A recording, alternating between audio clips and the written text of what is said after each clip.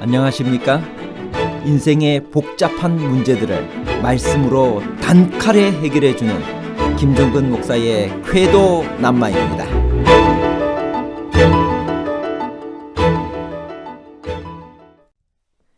방언을 하는 사람들은 고린도전서 14장 2절을 근거로 방언은 하늘의 언어이기 때문에 방언으로 말해야 하나님께서 더 잘 들어주신다고 주장합니다. 과연 방언은 하늘의 언어인가요? 그렇다면 왜 사람마다 방언이 다른가요? 방언은 하늘의 언어이기 때문에 방언으로 말해야 하나님께서 더 잘 들어주시나요? 아니면 인간의 이성이 이해할 수 있는 진실한 기도를 드려야 열매를 맺을 수 있나요? 방언 기도와 진실한 기도에 관한 복잡한 문제를 하나님 말씀의 가르침으로 명쾌하게 해결해 드리겠습니다. 방언이란 무엇인가요? 사도행전 2장 4절. 저희가 다 성령의 충만함을 받고 성령이 말하게 하심을 따라 다른 방언으로 말하기를 시작하니라.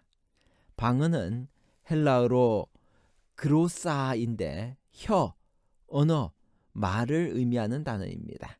우리말 성경에는 방언이라는 단어가 68번 나오는데 항상 의미를 가지고 있는 어떤 언어에 사용되었습니다. 즉 모든 민족과 족속과 방언과 백성이라고 할 때 방언은 각 지역의 종족이 쓰는 언어를 말합니다. 성령께서 방언의 은사를 우리에게 주신 목적이 무엇인가요? 사도행전 2장 8절. 우리가 우리 각 사람이 난 곳 방언으로 듣게 되는 것이 어찌 됨이냐. 방언의 은사는 아무 때나 필요한 것이 아닙니다. 방언 현상이 집중적으로 최초로 나타난 것은 성령이 제자들에게 충만하게 임했던 오순절 때였습니다. 왜 오순절에 여러 성령의 은사 중에서 방언의 은사가 나타났나요? 그것은 그때 방언의 은사가 가장 절실히 필요했기 때문이옵니다. 예수님이 십자가에 못 박히신 후 50일이 지났을 때, 그리고 승천하신 후 열흘밖에 되지 않았을 때 오순절이 돌아왔습니다. 오순절은 많은 순례자가 전 세계에서 예루살렘으로 모여드는 이스라엘의 최대의 절기입니다. 복음을 전할 수 있는 최고의 기회가 온 것입니다. 이 사람들이 예루살렘에서 복음을 듣고 각각 자기 나라로 돌아가면 복음은 삽시간에 전파될 것이었습니다. 그러나 최대의 난관은 언어였습니다. 그 언어의 장벽을 삽시간에 허물어 버린 것이 바로 방언의 은사였습니다. 최소한 15지역 이상에서 오순절에 예루살렘에 모여든 사람들이 자기들의 모국어로 위대한 복음을 듣고 놀라 소리쳤습니다. 우리가 우리 각 사람의 난 곳 방언으로 듣게 되는 것이 어찌 됨이냐. 그러므로 방언의 은사를 주신 목적은 단 한 가지입니다. 언어의 장벽 때문에 복음을 전파할 수 없을 때 그 장벽을 무너뜨려서 자기들의 모국어로 복음을 들을 수 있게 하는 것입니다. 멀쩡한 한국말을 두고 알아들을 수 없는 지절거리는 소리를 내는 것은 전혀 방언을 주신 목적과 어긋납니다. 오순절의 방언과 고린도 교회의 방언은 어떻게 다른가요? 고린도전서 14장 7절에서 11절까지입니다. 혹 필이나 검은고와 같이 생명 없는 것이 소리를 낼 때 그 음의 분별을 나타내지 아니하면 필이 부는 것인지 검은고 타는 것인지 어찌 알게 되리요. 만일 나팔이 분명하지 못한 소리를 내면 누가 전투를 준비하리요. 이와 같이 너희도 혀로서 알아듣기 쉬운 말을 하지 아니하면 그 말하는 것을 어찌 알리요. 이는 허공에다 말하는 것이라. 이같이 세상에 소리의 종류가 많으나 뜻 없는 소리는 없나니, 그러므로 내가 그 소리의 뜻을 알지 못하면 내가 말하는 자에게 외국인이 되고 말하는 자도 내게 외국인이 되리니. 오순절의 방언은 언어의 장벽을 무너뜨리고 각각 익숙한 모국어로 복음을 듣게 만든 성령의 은사였습니다. 그러나 바울이 책망한 고린도 교회에서 문제가 된 방언은 사람들이 이해할 수 없는 뜻 없는 소리였습니다. 그것이 만일 성령께서 주신 은사였다면 바울이 감히 책망하지 못했을 것입니다. 고린도 교회의 여러 가지 문제 중에서 방언은 무슨 문제를 일으켰나요? 바울이 고린도전서 14장을 쓴 배경은 무엇인가요? 고린도전서 14장 19절. 그러나 교회에서 내가 남을 가르치기 위하여 깨달은 마음으로 5마디 말을 하는 것이 1만 마디 방언으로 말하는 것보다 나으니라. 바울은 고린도전서 14장을 왜 기록했을까요? 방언을 장려하기 위해서인가요? 아니면 방언을 하지 말 것을 권하기 위해서였나요? 분명히 바울은 고린도 교회의 방언 때문에 문제가 있는 것을 알고 있으며 방언의 남발을 염려하고 책망하고 있습니다. 방언은 다른 사람이 그 뜻을 모르면 아무 유익이 없다고 바울은 말합니다. 그것은 허공에다가 말하는 것이요 서로 야만이 되는 것입니다. 만일 온 교회가 서로 알아듣지 못하는 방언으로 말하면 믿지 아니하는 자들이 미쳤다고 할 것입니다. 그러므로 깨달은 마음으로 5마디 말을 하는 것이 1만 마디 방언으로 말하는 것보다 나으니라고 바울은 결론을 내리고 있습니다.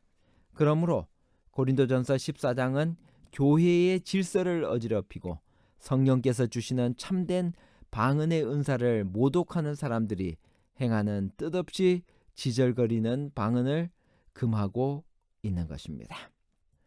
고린도전서 14장 2절에 방언을 말하는 자는 사람에게 하지 아니하고 하나님께 하나니 이는 알아듣는 자가 없고 영으로 비밀을 말함이라는 말씀은 무슨 뜻인가요? 방언이 하나님과 비밀이 말할 수 있는 하늘의 언어이니 추천한다는 말인가요? 방언을 하는 사람들은 위의 성경절을 근거로 방언은 하늘의 언어이기 때문에 방언으로 말해야 하나님께서 더 잘 들어주신다고 주장합니다. 과연 방언은 하늘의 언어일까요? 그렇다면 왜 사람마다 방언이 다른가요? 고린도전서 14장의 전반부는 방언과 예언, 미래를 말하는 뜻이 아니고 설교나 성경 해설을 의미하는 의미에서의 예언입니다. 이것을 비교하면서 예언의 우월성을 강조하는 부분입니다. 쉽게 말하면 고린도전서 14장 2절에서 4절에서 방언은 하나님께 한다느니 알아듣는 자가 없다느니 영으로 비밀을 말한다느니 자기의 덕을 세운다느니 하는 말들은 다 방언을 장려하는 말씀이 아니라 예언의 탁월성에 비하여 방언은 아무 유익이 없다는 내용을 부정적으로 하신 말씀입니다.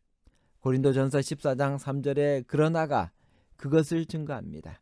그러나 그 뒤에 나오는 문장이 앞 문장보다 더 긍정적인 경우에는 그 전 것은 옳지 않지만 후의 것은 옳다는 것을 나타내는 접속사이기 때문입니다. 고린도전서 14장 1절에서 4절까지를 문맥을 고려하고 바울이 말하고 싶은 본래의 뜻은 무엇일까요? 고린도전서 14장 3절에서 4절. 그러나 예언하는 자는 사람에게 말하여 덕을 세우며 권면하며 위로하는 것이요 방언을 말하는 자는 자기의 덕을 세우고 예언하는 자는 교회의 덕을 세우나니. 고린도전서 14장 1절에서 4절을 그 본래의 뜻을 풀어 재구성하면 다음과 같이 됩니다. 신령한 것을 사모하되 특별히 예언을 하려고 하라. 내가 지금부터 예언이 얼마나 좋은 것인가를 말해주겠다.